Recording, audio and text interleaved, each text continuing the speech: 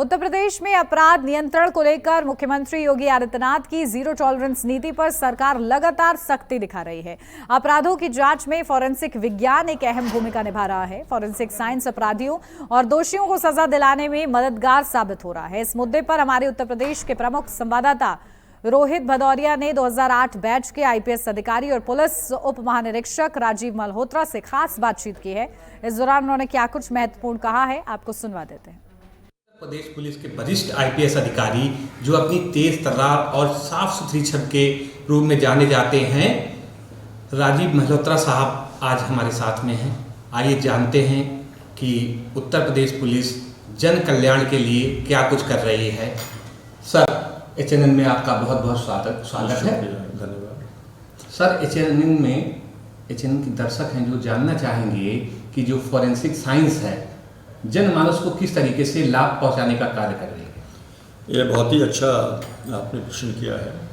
ये जो Uttar Pradesh state institute of forensic science है, ये यूपी गवर्नमेंट का ही फ्लैगशिप प्रोजेक्ट है और मैं धन्यवाद देना चाहता हूँ उत्तर प्रदेश शासन का, डीजीपी हेडक्वार्टर्स का और ख़ास तौर से हमारे माननीय मुख्यमंत्री जी उत्तर प्रदेश श्री योगी आदित्यनाथ जी का, कि उनका आशीर्वाद इस इंस्टीट्यूट पर हमेशा रहा है।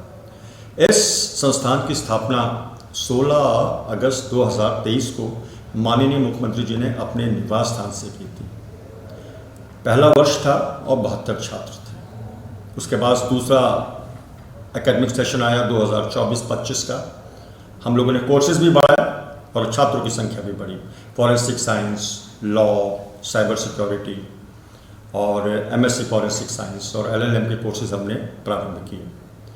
अब इस वक्त हम तीसरे सत्र में चल रहे हैं और ये सत्र है 2025-2026 का और इस वक्त करीब 550 छात्र छात्राएं और पूरे भारतवर्ष से यहाँ पर अध्ययनरत हैं और अध्ययन कर रहे हैं।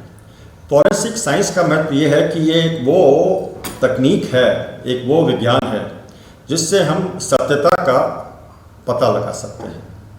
हम अभियुक्त को सजा भी दिला सकते हैं और अभियुक्त को अगर गलत रूप से फंसा दिया गया है तो उसको बरी भी करा सकते हैं।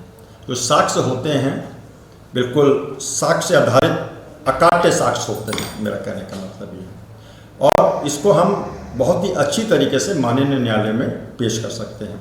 और आपको ये जानकर और भी मतलब प्रसन्नता होगी कि भारत सरकार ने जो नवीन आपराधिक अधिनियम 2023 लागू किए हैं उसमें अनिवार्यता कर दी है कि फॉरेंसिक आपका जो साइंटिस्ट होगा वो उस स्तर पर जाएगा जहां पर कोई अभियोग पंजीकृत होता है जिसकी सज़ा 7 या 7 साल से अधिक है।